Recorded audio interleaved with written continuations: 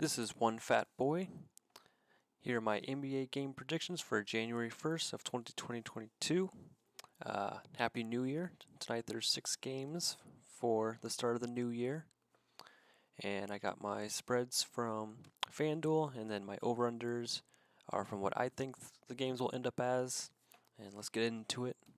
For New Orleans at Milwaukee, we lean towards Milwaukee minus 11. This is due to the fact that Valanciunas is still out for New Orleans and Brandon Ingram is day-to-day, so he's not 100%. So Milwaukee, the players that they have, like as long as Giannis is in the game, Milwaukee should just roll over the Pelicans, no problem at all. Expect the defense of the Bucks to hold down New Orleans to a lower score, like low hundreds or in the 90s. Hence, I'll be going under 221.5. For the Bulls at the Wizards, so the Bulls played last night, and it was down to the wire, so it exerts a lot of energy on the field for them. So therefore, it's harder to play on the second night of a back-to-back, especially when that first game was a close one. So Washington should have the advantage, so I'll be leaning towards Washington plus 2.5. I'll be going under 222.5 as, the Washington defense isn't that great, so they shouldn't slow down the Bulls, but Bulls are playing on tired legs, so therefore I think it's going to be hard for the Bulls to put up like a crazy amount of points, like above like 112, probably be like low 100s. And Washington, they should keep it close. If they get blown out, that's kind of embarrassing on their part, but I wouldn't be surprised if the Bulls win, especially if DeRozan gets hot and has another great game.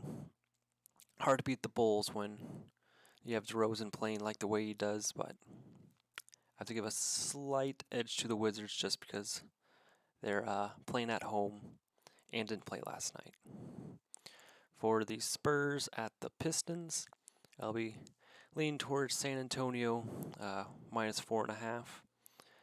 Detroit is not that great. They are one of the worst teams in the league. So I think even though Spurs are also in the bottom half of the league, they should handle the Pistons still. There's enough coaching by Popovich to guide them along the way, make some key plays. They also have like better players overall than the Pistons, as I believe Pistons still have a bunch of people on the injury report and important players too. So San Antonio should come out with a win. I'd almost have it greater than 4.5, but I don't know, expect fully what to come out of the Spurs, but I'd honestly take like 7.5.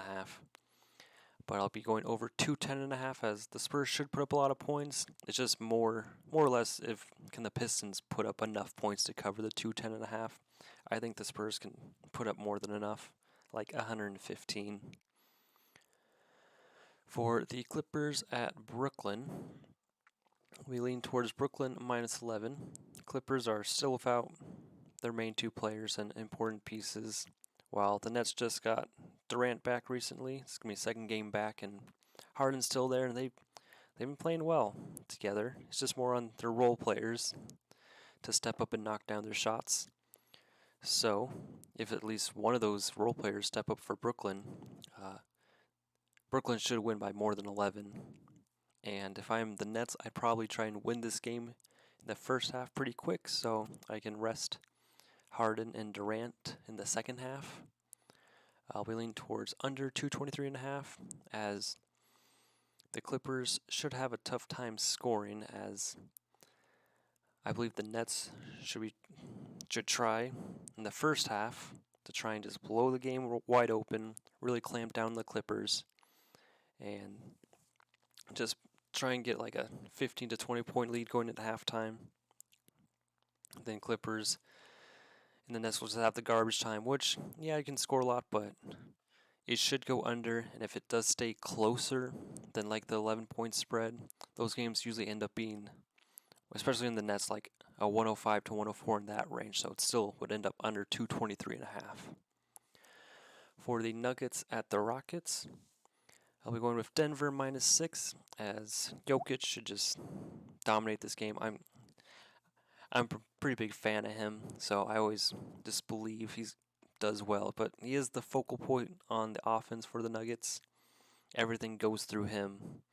The rebounding, the assists, the points, the 3-point shooting. Like if there's a stat, he is the man for it. He should handle whatever Houston has to throw at him. I'll be going over 215.5 as I think Houston, they'll figure out a way to score. I mean, Denver's defense is not the greatest in the world, so they should still get over 100, but Nuggets will just... Jokic will figure out the Rockets, and they will get dismantled, and Nuggets should score above like 110, 115 points, somewhere in that range. For the Warriors at the Jazz, we lean towards Warriors plus 4.5. Whenever I see the Warriors plus, I want to lean towards that as they are well coached. Even with Green out, I think there's still enough pieces that they're still able to run their defensive schemes. They still can score the ball a lot. It's like, yeah, you don't have Green leading the defense, but you have more firepower on the offense. So kind of balances each other out, even though I'd still rather have Green because he has pretty good passing. But Warriors have enough tools to where I think they can keep it close towards the end of the game or just win the game in general against the Jazz. Because if the Jazz are going to beat the Warriors, it's going to have to come by their 3-point shooting. They're going to have to knock down their shots just to force Golden State to also match them. I'm going to go over 214.5 as I do expect the Warriors defense to slow down the Jazz. And then the Jazz, they still can get hot, so in case they do get hot, it's easier for them to cover the 214.5. And I expect the Warriors to keep it close with the Jazz, so over 214.5 if Utah gets hot and Warriors keep up. Thank you for watching. Leave your comments or predictions for the spreads, over-unders, or any player picks. And once again, thanks for watching.